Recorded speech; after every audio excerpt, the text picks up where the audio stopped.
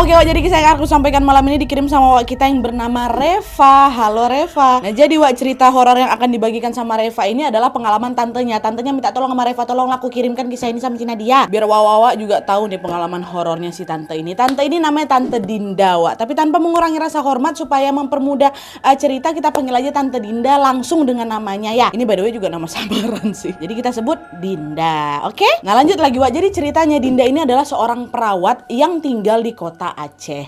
Dia sudah menikah dengan seorang laki-laki yang bernama Iqbal. Sebagaimana pasangan suami istri lainnya, Dinda sama Iqbal ini juga sangat-sangat mendambakan kehadiran buah hati. Tapi sayangnya hingga bertahun-tahun kemudian, keduanya ini belum juga mendapatkan keturunan Wak. Barulah ketika usia pernikahan mereka memasuki usia 4 tahun, kabar baik yang dinanti itu pun akhirnya datang juga.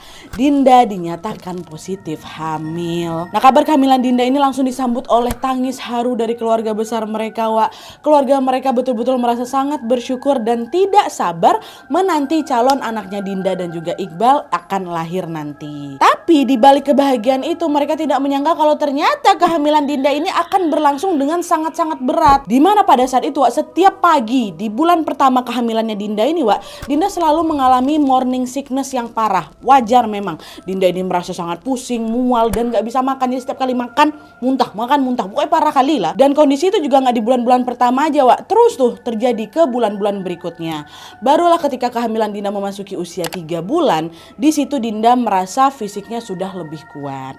Dan karena memang Dinda pada saat itu sudah bisa beraktivitas seperti biasa, dia bilanglah sama suaminya Iqbal kan, Mas alhamdulillah aku udah gak mual-mual lagi nih, boleh gak mulai besok aku berangkat kerja lagi ke rumah sakit. Dinda kan perawat kan, waktu itu dia izin memang. Terus Mas Iqbalin jawab, jangan dulu lah sayang, kalau nanti kamu tiba-tiba mual pusing itu kayak gimana katanya. Tapi aku bosan Mas di rumah ini sendirian terus. Kalau di rumah sakit kan rame, ada teman-teman aku juga, mereka juga perawat semua loh, pasti mereka bakal jagain aku, kata Dinda. Alah, ya sudahlah, kalau itu memang keinginanmu nggak apa-apa, aku izinin. Yang penting kamu jaga diri selama kamu kerja ya, kabarin kalau ada apa-apa, kata Bang Iqbal kan. Dahlah tuh singkat cerita, Dinda pun mulai menjalankan profesinya kembali sebagai perawat di salah satu rumah sakit yang ada di Aceh Wak. Seperti biasa Dinda masuk kerja dari jam 8 pagi sampai jam 4 sore. Dan hal itu terus dia lakukan setiap harinya. Dan alhamdulillahnya semua juga berjalan tanpa ada kendala yang berarti nih. Sampai akhirnya pada suatu sore Wak, rumah sakit tempat Dinda bekerja ini kedatangan pasien yang lebih banyak dari biasanya. Alhasil di hari itu Dinda mau lembur. Biasanya balik jam 4 nih jadi ya kayak balik jam 5 lewat gitulah. Nah pada jam 5 lewat menjelang maghrib ini, ketika pekerjaan Dinda itu sudah selesai, Dinda langsung lah itu kan buru-buru pulang.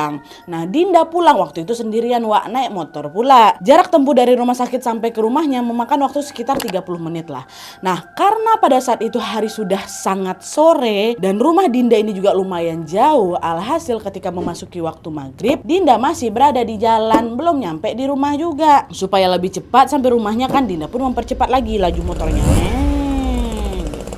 Lalu ketika dia melewati area pemakaman desa, deg-degan tuh, was-was. Langitnya sudah mulai gelap dan suasana sekitar makam itu juga terasa sangat sepi, membuat Dinda merinding bukan main.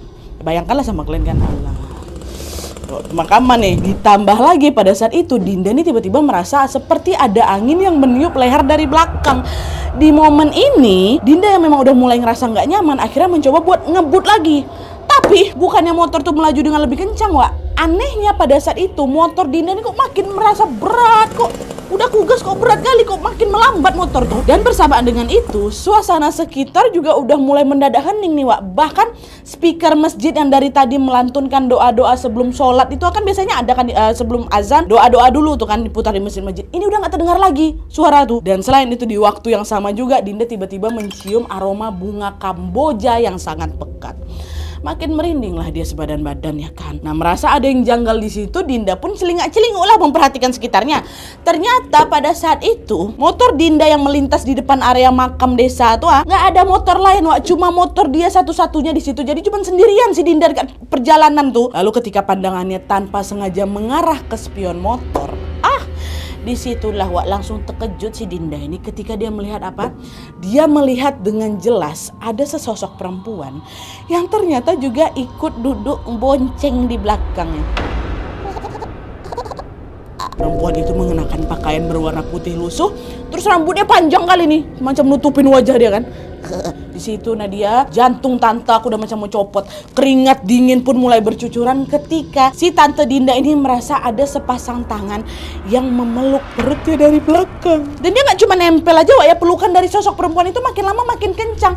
Bahkan Dinda ini merasa kedua tangan sosok tadi itu seperti macam lagi dicengkramnya perutnya si Dinda tuh. Dan mulai gak nonjol lah itu perutnya tante kan. Macam mau dicengkramnya Wak. Refleks langsung teriak lah si Dinda, astagfirullahaladzim ya Allah, lepasin kata dia. Dan bersama dengan itu spontan Dinda pun makin ngegas lagi lah motornya supaya lebih ngebut nih.